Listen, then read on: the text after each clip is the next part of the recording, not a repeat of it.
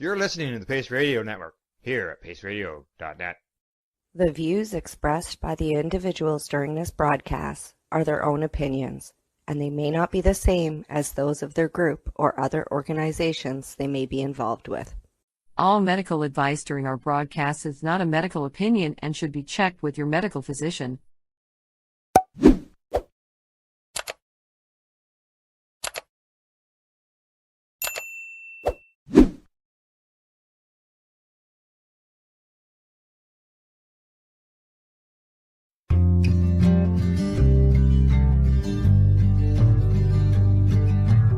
I want to talk about news, don't want the drama.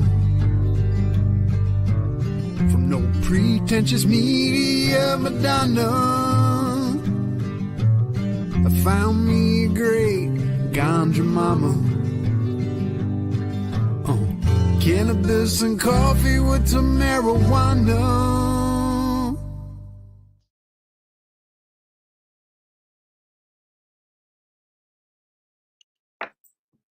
Good morning and welcome to Cannabis and Coffee with me. I was doing a quick costume change. Well, not really. I just looked at what I was wearing and went, Jesus Christ, you look like a pink potato. Anyways, how's everybody doing this week? It's been a week. From hell, to be fair. This last weekend actually wasn't too bad. I started back to work yesterday, but substitution has been a little crazy, to be fair. We've had several people move, which has been good. But they're not moved, but they just moved. Like we do. It's hard with the unhoused. That's even like because we're in an election cycle right now too. It makes it even harder because some of us would like to include that demographic and some people don't care. Again, it's under provincial jurisdiction. But when we're handing them out the medication that we do, it kind of falls under provincial jurisdiction too. So I don't know how you bring a federal platform into that, except that we need housing and a lot of it. But then again, some of the people that I work with will never be able to be housed, nor do they want to be. That's what I mean. Like, there's really no solving the unhoused problem because it's not really a problem for some people. Some people want to live like that. They will never want to be housed. I don't know. I don't know if people just don't get that, or they're just trying to push their own ideology on people and just don't quite understand that. I don't know. When I was a kid, we always had a hermit or two living in the woods. We were told just leave them alone. They didn't like people. Didn't want to be around people. Didn't care to be around people. So just let them be, right? Mind your own business. Let this person be. I don't see what the problem is with live and let live.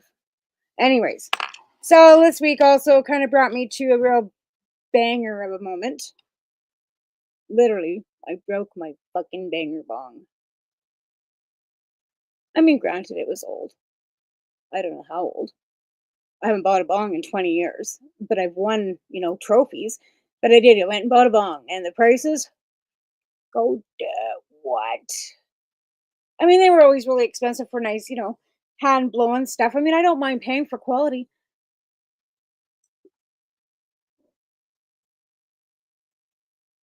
This little guy here that we tried using once, and it was rather difficult to use because when you've got an email, right? So you got your email. This is what we're trying to use. Email into here. What's happening here? Anything bigger than this? And I wasn't at the legal store. I was actually at like one of our old bong stores. But anything bigger than this was over $100. This was still like $50+. Like, what can I show you to like even like? Where's my lighter? Where's my lighter? There's a Bic lighter. That's a big Bic lighter, okay? Bic lighter sitting on the. And sure, it comes with this, and we all know what happens with this. They break after, you use them twice. And then you also need a cart to go on top of that, right? More money. But this little baby was Pulsar Froggy Fun Guy Glass Dab Rig, $52.50. Unusable now. So we used it once. Like I said, we used it once.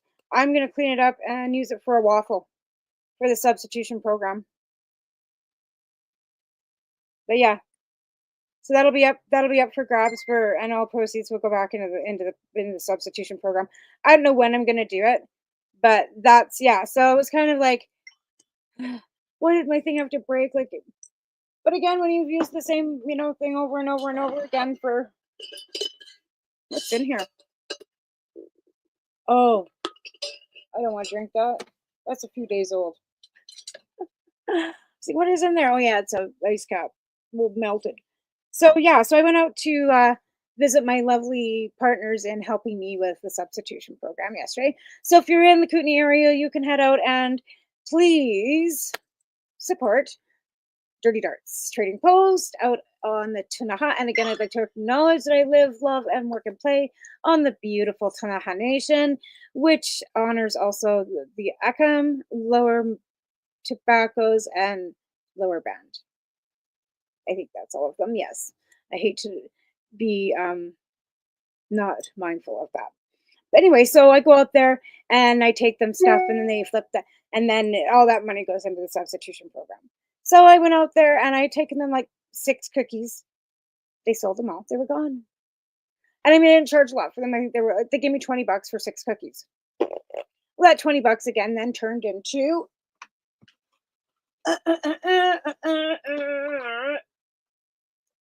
yes. So anytime I do this, which then again gets turned into candy, right? To make candy and edibles for the program. So if you ever want to donate some of these, you can always use these. And this is not an injectable, folks, okay? For educational purposes, there is no pokey, okay? You do not inject this. This is Phoenix Tears. This is full spectrum oil. This is what we suggest that you might possibly use and get some relief if you suffer from cancer. Rick Simpson, if you Google him and his story about Phoenix Tears, this is what this is. This is Phoenix Tears. RSO, Fico oil, old school oil, the kind we used to, dab on the end of a cigarette and with a pen. Medicine. That's what that is. So that's your full, and I've got a few of them now.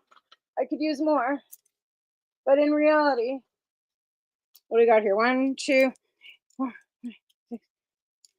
That's one batch of 80 milligram candy right there. That's what goes into a batch of candy. I could use more because I need higher milligrams. So that's one batch of candy. One. And then everybody goes, well, geez, you charge a lot. I don't. We don't charge it. I should be charging like way more. You know how much is this in my hand for medical, like medicine cost wise? And then I was charging $2 a candy. Get bent. This is like almost 100. And if you're paying like 20, so 20, 4, 60, 80, 21, 40, 160, 160. If you're buying it retail, right? For a $2 candy, do you get, now do you understand why edibles cost more and why they don't allow the legal market to let you have any more than 2.5? Because it's not viable to put like 20 grams of this at $20 a piece into a $2 candy. As much as we love to. And I did. I ripped myself off for fucking years. Ripped myself off. But the thing of it is I was making it myself, so it wasn't like I was paying retail. But I still had to pay for the ISO and my time and everything else to make it. And, never mind the chances of blowing myself up. Anyways, so this is a Pulsar little banger, and this will be up for waffle. And all proceeds will go back into the substitution program, which you can find on Facebook. So please go to the Facebook page, like, share, and get your friends to join, and then you can send money to marylead3@gmail.com. And we always need money. Or if you want to send us materials, which you are legally able to do, reach out to me and I will give you my address. As long as you're not a stalker, because I've already had one of those and he wasn't pleasant to get rid of. He cost us a lot of money.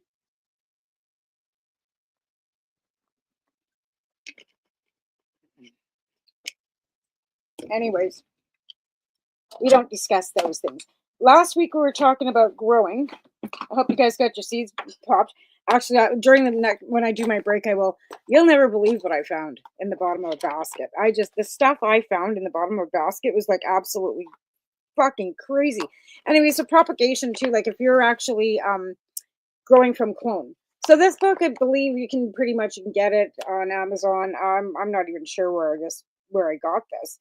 It was probably given to me, but it's like $25.99. I'm sure you could get it somewhere. And if you don't have, any of this, most of the stuff you could probably find online too. But it's good to remember when you're, like I said, the bottom line when you're growing anything, don't overwater it. Don't overlove the plant, right? Don't. Check your pH levels in your water, because keeping your pH level at 6.5 is imperative. And most people's water is not at 6.5 coming out of the tap. Bump it down, pH you can get bumper up, bumper down at most garden centers. Good nutrients. And if you're using and making your own organic, make sure that your worm castings are fresh. Make sure that you're not using anything that's going to cause, like, your manure and stuff, like you're using sheep, chicken, steer manure, right? Make sure you're not passing on that it's clean, right? Oh, because I have friends that made their own nutrients. The reason why they didn't go organic is because they were worried about passing on E. coli, because organics can cause those bacterial infections, botulism, E. coli. You're dealing with fucking manure, right? Even myself, I don't use any of my chicken shit or any of my rabbit shit in any of my unless it's sat and been baked in the sun for at least a year. You want to get all that crap out. And you make piles of it. It's like composting, right? So it breaks down all that stuff. You also have to remember that anthrax and these things are actually made naturally in the ground, right? So if you're growing outdoor, be sure that your area is clean too. Again, Al washes his bud and he goes outside, just get the dust and the dirt off. And I'd never seen that before, but he does. He dips it in buckets of water. And he's got videos of that. And I think, if you're growing outside, again, you have to be careful where you're growing, because unless you're on a property where nobody can see them, you're at risk of either theft or having some issues with depending on how douchey your neighbors are. And that's always fun. You have douchey neighbors. Okay, let's see, what else was I talking about last week? Seeds, growing. Yeah. Again, like, it's the time of year, like, it's not quite, but you want to start pumping your seeds in the house, right? You want to get them into your solo cups, because we've got a very short growing season in Canada. Again, if you're growing outside, you're not going to get, unless you've got a 4-week strain or autoflower, you're not going to get any buds off in time if you've got a 12-week strain if you're growing outside. It's near impossible. You're never going to get 12 weeks of 12 and 12 spectrum. It's just not going to happen. You're going to have to bring them in and finish them off, and that's a lot of people do, but if you put them in the ground, it's pretty hard to bring a tree in unless you're planning on, hanging lights on it for Christmas. Which would be fun. Wouldn't that be fun? Have a big old fat cannabis cob tree. I think it'd be great. Like, I think it'd be great. Share with viewers. I'm not being shared. Maybe I'm not. Maybe I'm not being shared. Maybe nobody cares today. Anyway, so back to breaking the bong. So I broke my damn bong, which was a Cheech bong that I'd had for, I don't know, 10, 15, 20 years probably. So I went and bought that cheesy little thing, and again, trying to do dabs with Reno that he had brought out for the first time in 20 fucking years too, because I had this made for me, I think, when we were living in Coronation. Or maybe it was here. Even if it was here, I've still been here 10 years. So it's still, anyways. The last thing I wanted to do was ever use this as an actual bomb, right? Because I already broken one trophy. But this is my Kootenai Cannabis trophy for edibles from 2018, made by Nart Glass.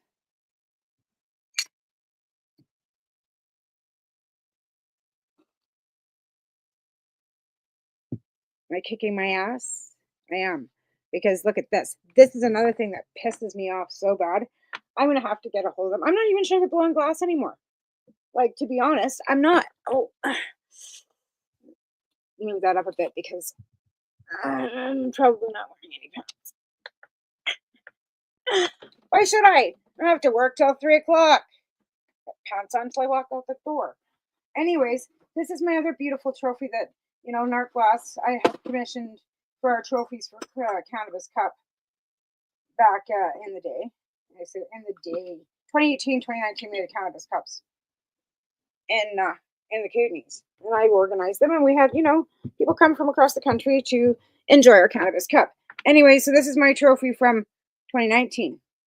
And she was famous for her owls. And me and owls, right?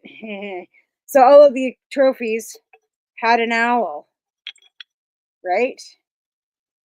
Well, as you can see, this one's now missing an ear and it's broken. Now I had a pendant also made as a purple one. Same thing, missing an ear. I don't even know where it is right now. I think it's in my basket over here. And I was going to reach out to her, but then I got to wrap them up, ship them off to Nelson, have her fix them, and then ship them back.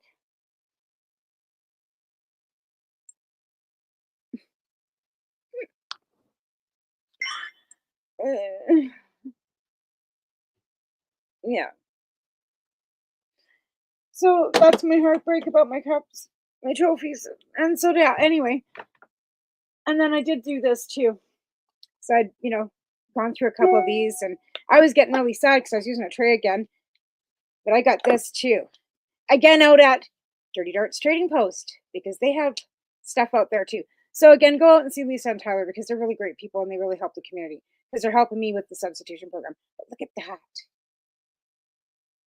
Right? So this little puppy collects all your, again, using baking, smoke, all kinds of things.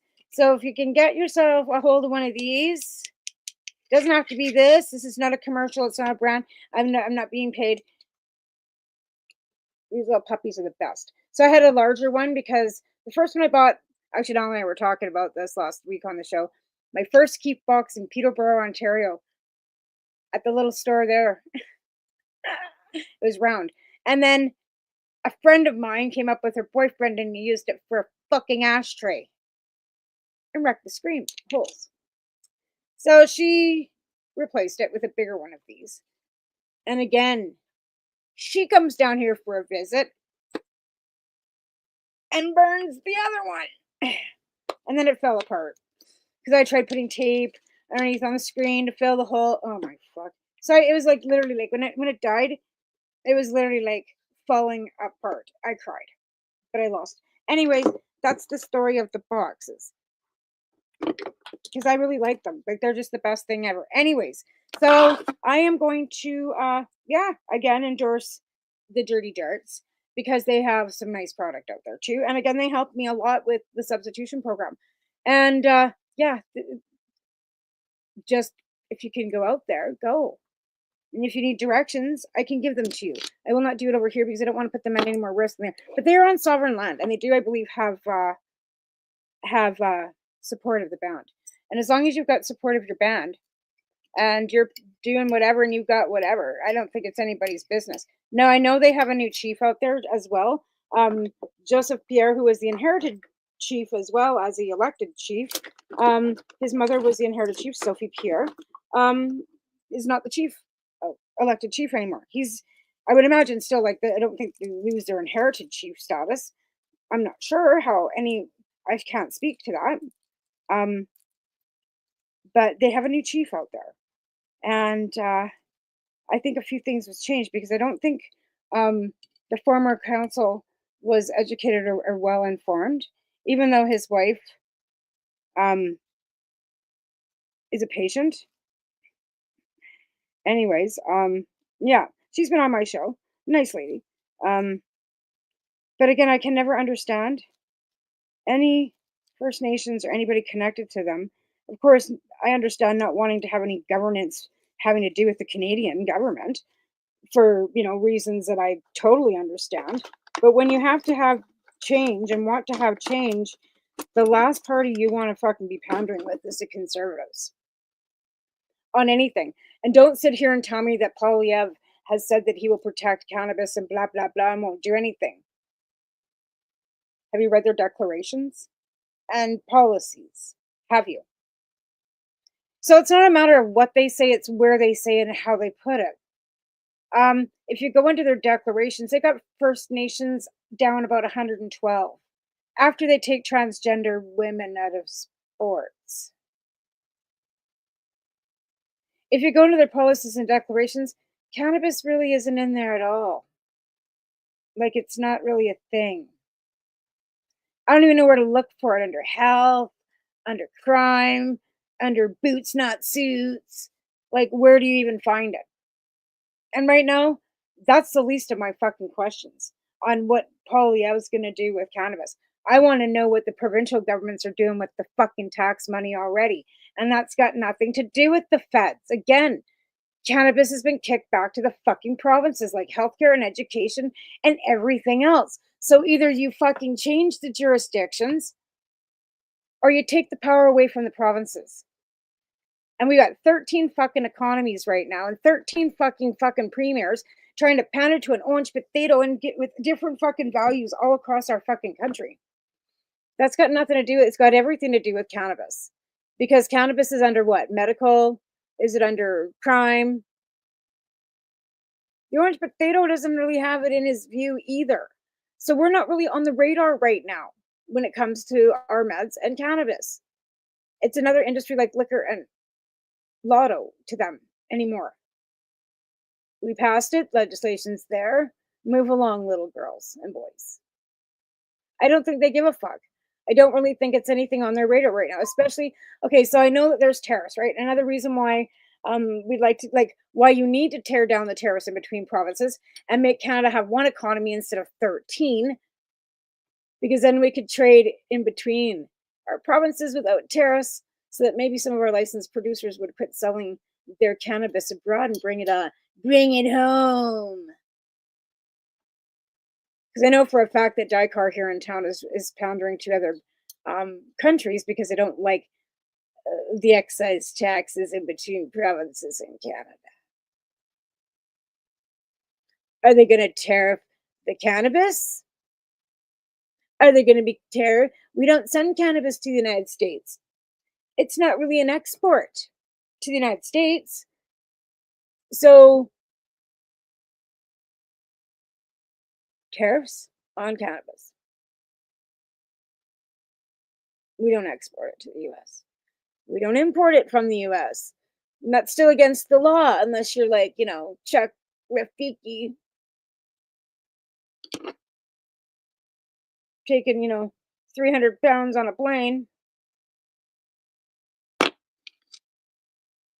Just saying.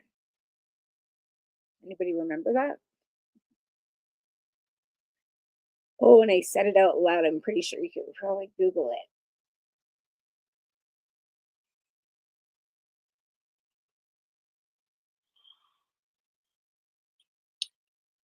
This is not TikTok, and I can smoke my meds on a live. Sometimes Facebook doesn't like it. It might give us a community violation.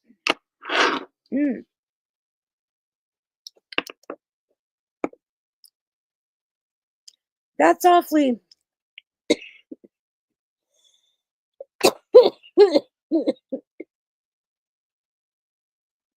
piney. A lot of pine terpene in that. Woo. I'm going to lower down my temps. So just so you know that when you're doing dabs and, using your vape pens and stuff, the lower the temp, I know it does, you think, oh my God, but you'll get the actual flavor of the terpenes. This is way too high. And you have to like work with like this is an old school email. Like you really have to work with this piece of magic. This piece of magic. Hello, I don't know who you are. Thanks for coming in. Okay, set it there. I don't want to set it there. Stop it. Okay. Anyways, I don't have my comments up. I can't see anything. But again, I don't know. I got one viewer. Hi, thanks for coming in. But yeah, so the lower your temps are, and then it went right back up to where it was. Like, what in the actual? Yeah, don't do that.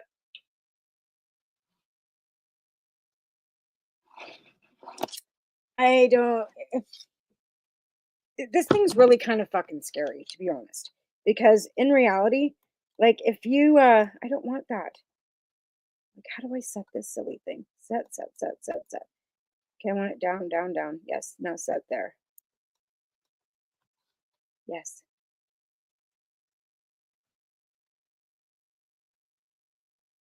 Okay. Anyways, the lower your temp is on your nail, or on your vape, the better terpene flavor you will get, right? And they're also saying that the terpenes are actually, more of the medicine too, and your flavolines, right? And a lot of people don't talk about that in the CBHs and the CBGs. They're always talking about CBD and THC and THCA, but the CBGs and the CBNs, and that's what they're finding. The CBGs are actually what the pain and inflammation is from the CBG in the plant, not actually anything that we haven't even really started talking about yet. I'm just learning about it more and more now because of well, we have a fellow that's local that's actually helped sponsor the cannabis substitution program too. And he has a company called zerohigh.ca. And because he has specific tinctures. So I've just kind of been doing a little more of my own investigating on the CBG benefits and the CBD and the CBA or the CBD, CBC, CBG, and the differences between them. But I'm also learning more about terpenes and flavoline, right? Flavoline, I think that's how you said. But again, there's not like you can go to some university professor and say, "Hey, man, there are a lot of people with a lot of knowledge out there. There are a lot of people that will have answers to your questions. I want to be the person that can answer those questions. So I do a lot of investigating myself. So I've been, like I said, uh, since 2006, reading and learning everything I could about the plant so that I could be the best advocate that I could possibly be to anybody who wanted to, to anybody, including myself. Because a lot of times when you're a patient of any kind, in this health system, medical system, you have to be your own advocate, right? And trying to get a doctor to sign a medical marijuana licensing and ACMPR back in 2009 in Alberta was impossible. It's still pretty hard, but again, the College of Physicians were actively blocking. And my doctor at the time, I was living in Tabor, was also LDS, right, Mormon, had no education knowledge about cannabis other than it was the devil's lettuce and it was illegal. Didn't really want to hear about it, but I kind of kept pushing. And then they, prescribed me 90 milligrams of codeine a day to try and stop the flow of the colon, polio, right? And Asacol, which is a high level of aspirin. Well, at that point in time, my skin got so thick because I played their game because I was willing to play their game so I could get at the end of the day my licensing for cannabis, right? So I played their game for a bit, and the Asacol had it so that my skin was so thin if you touched me, I bruise.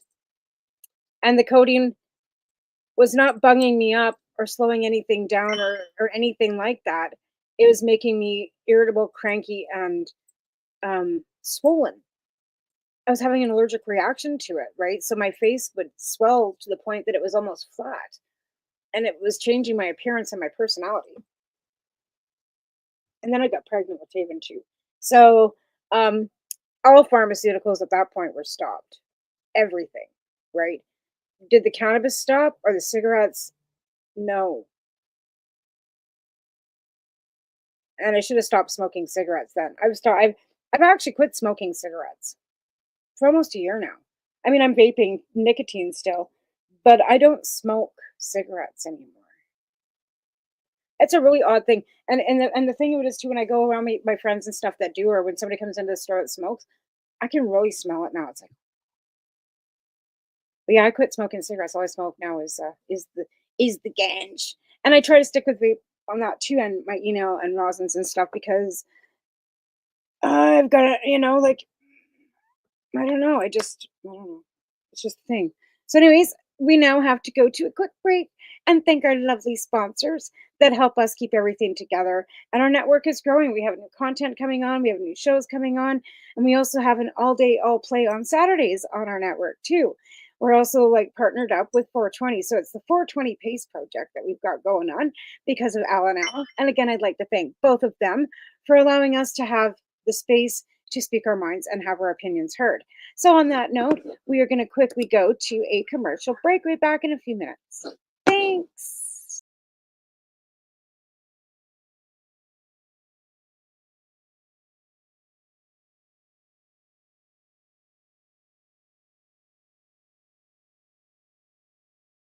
You're listening to the Pace Radio Network here at paceradio.net. Camelford Lifestyle Shop, open Monday to Friday from 10 till 7 p.m.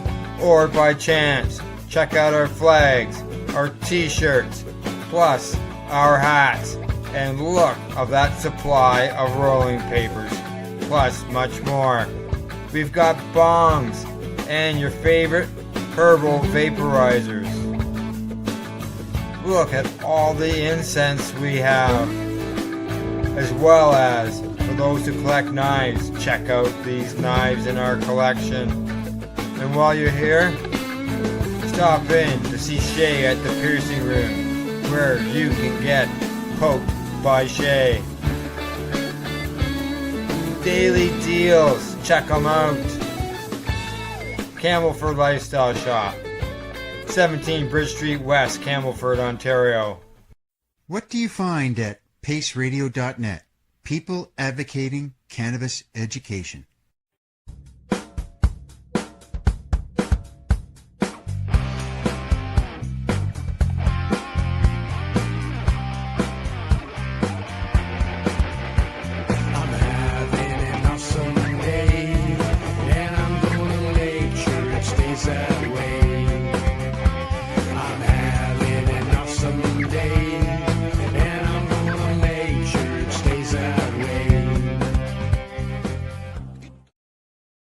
Limestone City Hydroponics is Kingston, Ontario's hydroponics shop. Take your growing to the next level and create the optimal environment with a tent kit, or maximize your yield with an ebb and flow flood table kit. Either way, Limestone City Hydroponics has more sizes and options to fit your needs. Are you looking for the power of the sun that adapts to your budget? Then look no further, as they have professional grow lighting. They have indoor grow systems that are easy and cost effective, with many options to fit your living space and lifestyle. Cultivate your growing potential. We have everything you need to succeed. And if you can't make it to the store, they offer local delivery to the greater Kingston area. Remember, when you're looking for experts to help you grow, then look no further than the locally owned Limestone City Hydroponics, 105 Sunderland Drive in Kingston, Ontario. Call them at 613-548-0420. Rerolled Saturdays. Check it out. Nothing but non-stop cannabis and psychedelic programming. Find it at 420pace.ca. You're listening to the Pace Radio Network here at paceradio.net. All right, we're back. Thank you again to our sponsors. And I think Legacy 420 still may be up for sale. I haven't heard that it's sold, but Tim's a great guy and wants to retire. So it's an amazing facility. I've never actually physically been there, but Al has. And I've been on several live location events where Al's gone and done live from location events. And I've been on the program and done a tour, like virtual tour, but seeing the inside of that facility and the lab and the fact that they have got a commercial kitchen and a baker and all the. I wish I was rich and was of a different nation than I am. I'm not from any nation, but I shouldn't say that because I don't ever wish that I wasn't who I am. But some days I do. Is that weird? I don't know. They call it mental dysphoria when you wish that you were somebody that you're not. They have a mental disorder, I guess, now for everything they can label. Apparently, that's what us liberal bleeding hearts do. I'm like, what the fuck are you talking about? No, we don't. Anyways, yeah.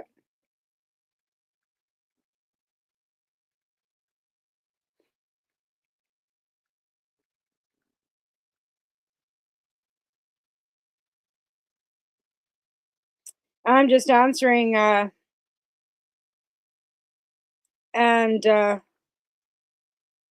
this so this fellow,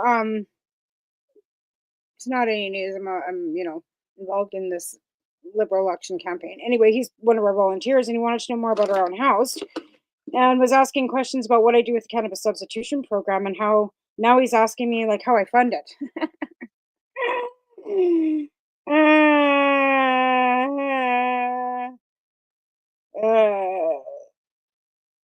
uh, so I was just telling him I don't get any funding from any. I'm not affiliated with any provincial government agency or get any funding, government grants, or anything. I do this all on my own.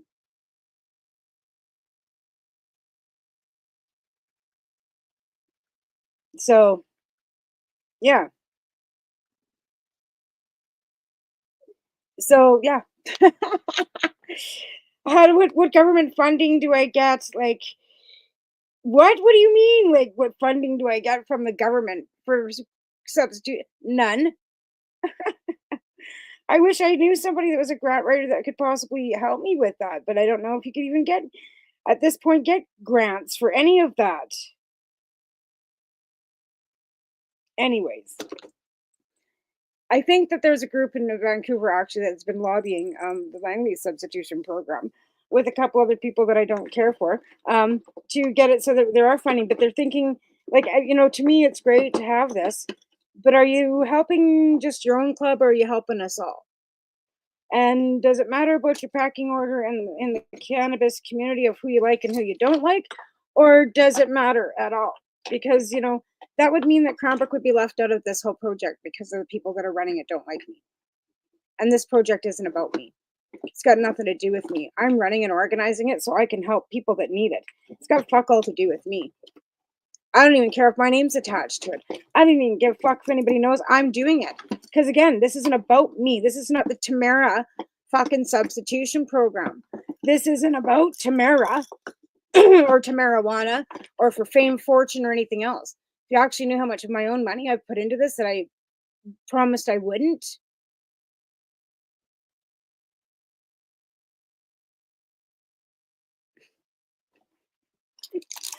You think bags and fucking stickers and fucking and the ink that goes in the printer was actually money that was given to me? No. What about the sugar and the corn syrup and those 8 syringes over there that cost me money? Where does the candy go? It goes out to Dirty Darts or, to patients for free. And then at Dirty Darts, it gets turned into money that then gets bartered for weed that I give away to the camp for free. Don't you ever fucking say this is about me.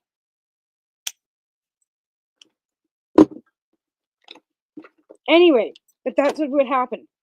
They will get their grant writing and their funding from the government, and they don't like it. They'll just leave you out. They'll say, oh, she can figure it out for herself. Heard that a few times. And then when I do, oh wow. Then I'm accused of being hard to work with. No, I'm not. I'm just tired of taking your shit and having you fucking, step on my back to get over me. Don't want to be partners. You just want to fucking suck all the information out of my brain and then fucking use it. It's just like, okay. Okay, here's my other little pendant with a broken ear. This is actually a pendant that you wear. It's a bit big and bulky, but it's what I wanted. I wanted to know because, I collect owls. Isn't he cute? He's so cute. Yeah, she's got a real a talent and a real style. for these, right? But yeah, missing, and I don't know where the ear went either. And it wasn't like it was just thrown in a drawer. This was sitting, and now it's thrown in a drawer because now maybe I should get a hold of her and see if she can help me out. Anyways, that's that on that. But yeah, so again, I go out and rub elbows with these lovely people out at Dirty Darts, and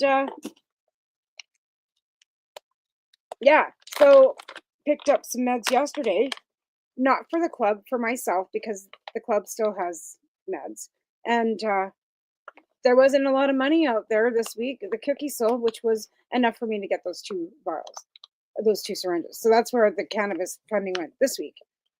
And then actually, I paid for them, and then I had to phone them back. Say, anyway, that's irrelevant. But this is some of the meds that they've got out there. So I think this is a pink kush, and then I got 2 cushes. But 150 for an ounce, no taxes. And the money is going to feed family. And I'm good with that. And actually help me with my substitution program. Because like I said, I have nowhere else to generate. And I hate begging for money. Like, there's nothing worse than having to post every day. Hey, the club's broke. Can you send money? Hey, here's my little tin cup. Yeah, or begging for bags of bottles, and then I got to go through all the grossness of, because out here in British Columbia, like in Alberta, you just dumped your bottles of Green's Pop Shop on the counter. They counted them up, and then you went to the till and got your money. Doesn't work that way here. You actually have to sort your own, and then yeah. And I'm just like kind of a picky thing, and I don't like doing that. I have a hard enough time holding the dirty broom. Like after I've like cleaned up pee pads, I got to wear gloves to do that. I will not touch any of that. I know I'm a princess, right? The debutante. Remember, folks, I'm the debutante. The little debutante.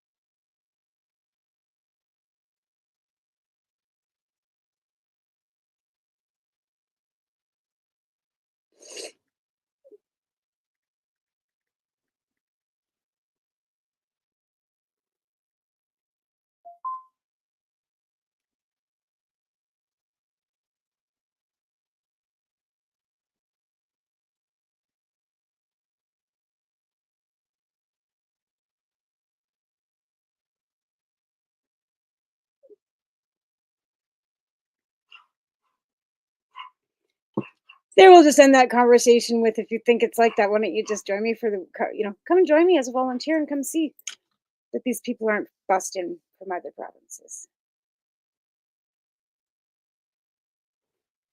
I don't know what it's ever going to take to have people realize that the people that are living houseless and unhoused on the streets aren't there because they want to be. And some of them do want to be. You cannot control what other people do. But again, we've got a provincial leader in Alberta.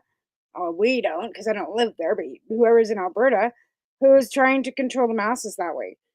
Jail not bail, and blah blah blah, and putting incarcerations never helped anybody. And if you're going to incarcerate people, then put the rehabilitation programs back in that you cut, like AA programs and addiction counseling and GED programs, basic training. How about beating that you don't even get to do anymore? You don't even get to get your GED in a provincial jail anymore. I'll tell you, my brother works there.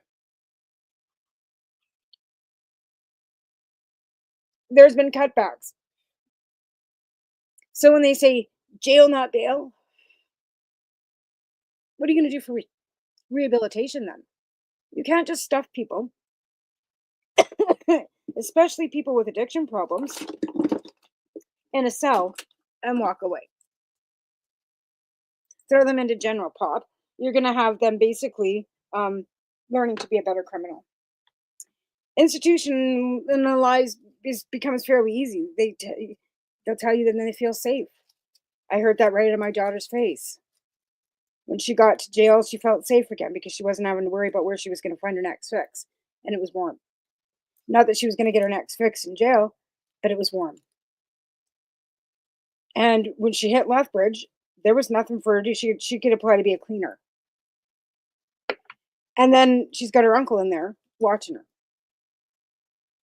So in the interim, they've transferred her out to a different facility in northern Alberta.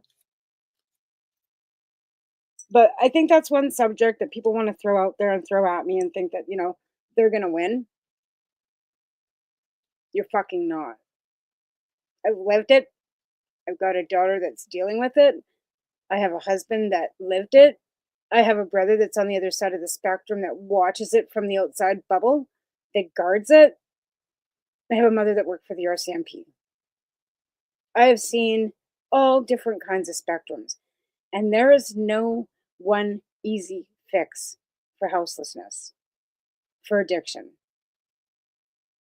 Ending poverty would be a start. But you can't fix family dynamics in every aspect and generational trauma, whether it's coming from First Nations or other aspects. Alcoholism has been a real thing for decades, and that's generational too. I believe that a lot of people are undiagnosed fetal alcohol syndrome and don't have the social skills to be able to be mentally capable of doing anything that's considered normal. Does cannabis help these things? On some levels, yes. But when you're dealing with mental health issues that are brain chemical issues like schizophrenia or fetal alcohol syndrome, attention deficit, OCD, addiction, these are mental health issues, even depression and anxiety, right? That you don't have autonomy control over, right? You don't have your own, you say you break your arm, you have enough control that you can go get that fixed. It's, set into a cast and then, off you go, right? With your brain, it's a little different. It's not as easy as casting it, repairing it, and then off you go. 6 weeks, you're healed. Mental health has all kinds of different valleys and curves and every kind of thing you can wing at it sometimes, depending on the mental health. So addiction, again, is a mental health issue. Now, cannabis isn't something that's going to fix that either, right? It can help alleviate some of the withdrawal symptoms. It can help you along the way, but it doesn't cure that in your brain, right? So again, a chemical reaction, something within the brain that actually might need something to balance it differently, right? They're actually finding that Ozempic, right? And we've talked about icobene and these things before that resets ketamine and all these other like natural things that can psilocybin that can reset your brain for addiction and these things too. Give you a real cleansing, resetting kind of a type of deal, right? Psilocybin is something that a lot of people will, do on a large, not large, but a higher dosage, like every few months, because they find that microdosing is kind of ineffective. And more studies that are coming out are saying that microdosing is kind of ineffective. In order to do that reset that you think you might need, it's like a larger dose, like once, over a period of time, not on a daily kind of thing. But anyways, that's something, again, that I don't have a lot of information about, so I'm not going to speak much on it because until I'm informed more about psilocybin. I know a lot about psilocybin, but like I said, some of the things we've been taught and what with the new studies, because people are using it to reset for addiction, reset for all kinds of things, mental health issues. But again, when it comes to the whole aspect of being unhoused, addicted, what's the answer? I'm just there to help them alleviate whatever I can with a bit of cannabis, which I'm told calms down the whole tent city for at least 2 days after I'm gone. One that's living at home with her kids right now, and we're hoping that she's. I haven't heard from her. Hoping that she stays. Right. Another one that's not using Safe Supply. We got her still going. I haven't been out, amongst the rest of them for a bit, but I still got my regulars that come and pick up, 30 of them a week off site. And I got to bake this week because apparently we need some more baking out at the Dart. So there's that too. And I got to send somebody else some money so I can get some other stuff sent out. So yes, I do need some money. I think there's about, $5 and change at the store in my little cup. And I know that my bank account's like drained. My own personal one too. Like I can't put any more money in. At this point, the club probably owes me $1,000. So please send money. I'm kidding. Anyways, also, I hope my folks in Ontario see that my dear Al set me up my show this morning. So I'm hoping that their power got turned back on. I know they were running on Jenny's. But everybody in Ontario with the ice storm, I hope you all stay safe. Let's see what else. We've got 10 minutes left. Any more shout outs to what was going on that I was going to shout out today too. I was thinking about it before the show.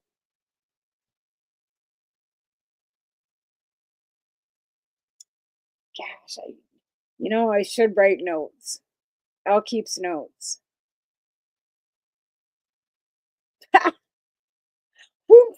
It's over my Dirty Darts. Yeah, I did give them a shout out at the beginning of the show, and I'm going to do it again.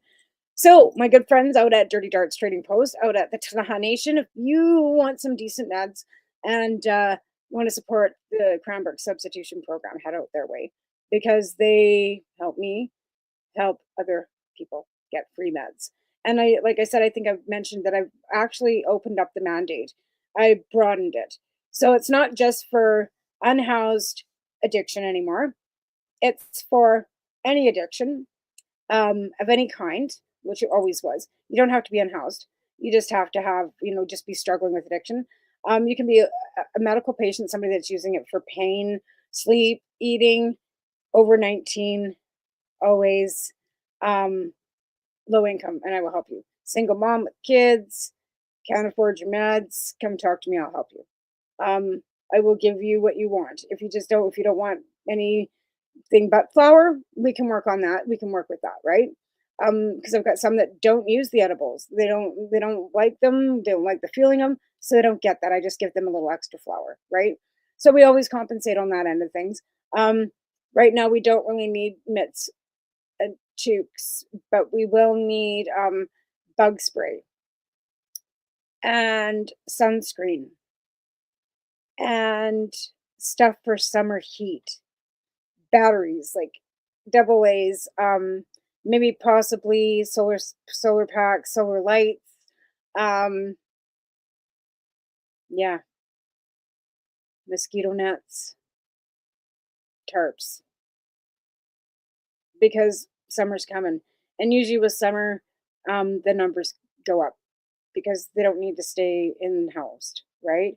In the winter, the numbers are a little lower out at the park because they're in the shelters. And our community is really good for that. They actually, like, when the temperatures get too low, like below -15, there's a group of volunteers that will go and stay up all night and keep watch, security watch, whatever you want to call it, and open up church gyms and allow them inside so they stay warm, so we don't have anybody freezing to death. And that's the thing, like, we've had people actually freeze to death.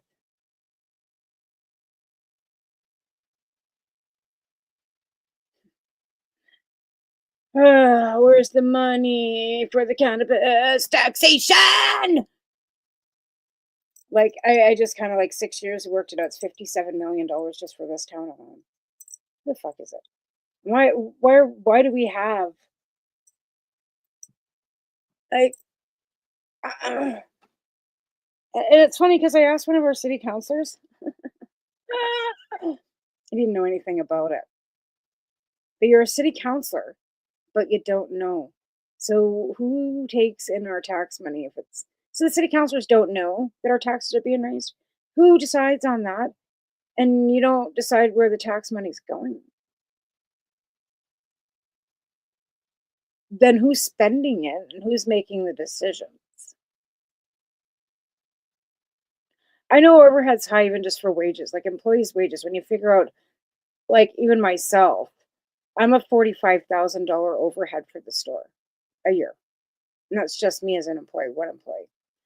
So the overhead for just like salaries and employment, like wages, right? At most businesses are anywhere between like depending on how many employees you've got, never mind your inventory and everything else. So I'm giving, it's not easy to run any small business, any business of any kind, because people cost money too, right? So when you're thinking city hall, you've got the clerks, you've got all the people that run the city hall and stuff. We've got all our city workers. We've got to maintain roads. We've got all this stuff, right? The budgets look like they're billions of dollars, but when you all break it down to the fact that one person will cost the city, like, and I'm making, okay, so I'm a $45,000 wage. That's only $21 an hour. And I'm not even working 8 hours a day. Right? So you figure you got somebody who's making like 100,000 a year, even like 60,000, which is like 25 bucks an hour, right? 60, 70,000. And you've got 10 employees at $700,000 a year for 10 employees. Like millions in just staff alone, right? But I didn't think that the cannabis money was meant to go to pay staff of anybody's city. How they allocate it, I guess, is up to, you know, but I'd like to see a breakdown of where the money comes in and where it's going. Because as far as I was ever told, it was supposed to be going into addiction recovery and policing. Would that mean paying another bylaw officer? That bylaw officer wouldn't cost $57 million a year or over 6 years. It wouldn't, because they get 11.2 million a year, 11.5 a year for cannabis taxation, right? That's the average. So say $10 million a year. One bylaw officer's salary is not $10 million.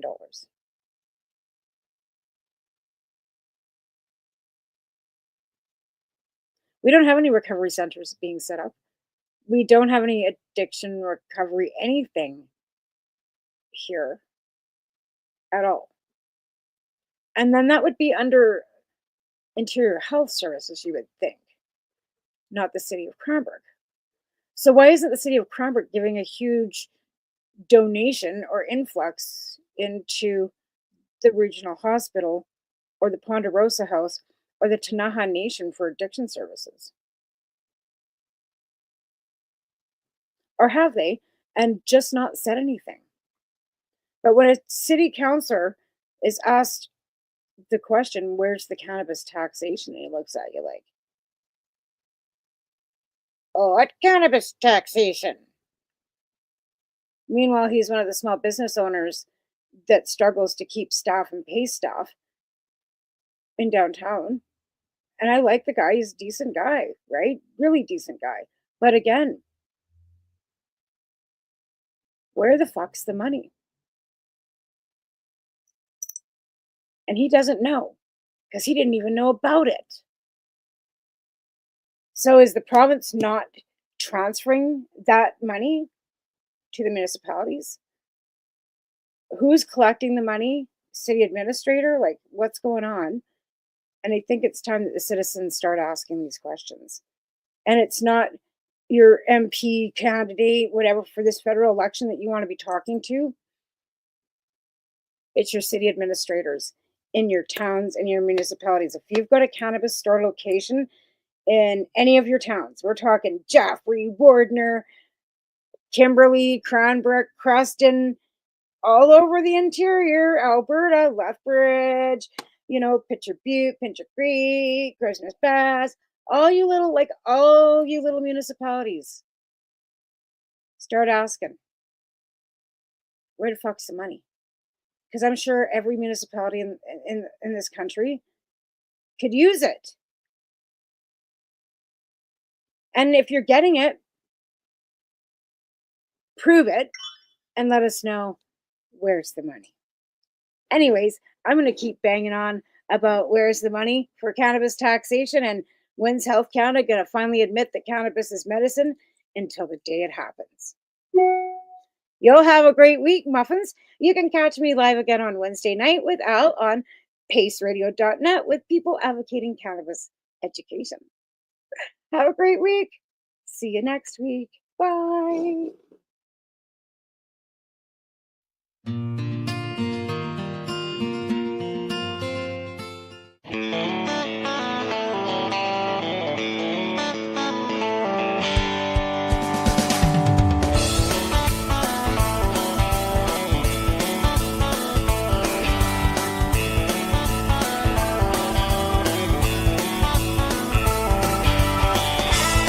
You're listening to the Pace Radio Network, here at paceradio.net. The opinions of the individuals during this broadcast are their own, and may not be the opinions of their group or other organizations they may be involved with. All medical advice during our broadcast is not a medical opinion and should be checked with your medical physician. Enjoy the buzz of legalization with Campbellford Lifestyle Shop. From lights to plant nutrients, books, consumption accessories, and more, we've got all your basics to grow or consume cannabis. Visit our info center or take a look at our piercing services and body jewelry, now available in-store through Campbellford Lifestyle Shop, 17 Bridge Street West, Campbellford. Limestone City Hydroponics is Kingston, Ontario's hydroponics shop. Take your growing to the next level and create the optimal environment with a tent kit or maximize your yield with an ebb and flow flood table kit. Either way, Limestone City Hydroponics has more sizes and options to fit your needs. Are you looking for the power of the sun that adapts to your budget? Then look no further, as they have professional grow lighting. They have indoor grow systems that are easy and cost effective with many options to fit your living space and lifestyle. Cultivate your growing potential. We have everything you need to succeed. And if you can't make it to the store, they offer local delivery to the greater Kingston area. Remember, when you're looking for experts to help you grow, then look no further than the locally owned Limestone City Hydroponics, 105 Sunderland Drive in Kingston, Ontario. Call them at 613-548-0420. We are people advocating cannabis education, here at paceradio.net.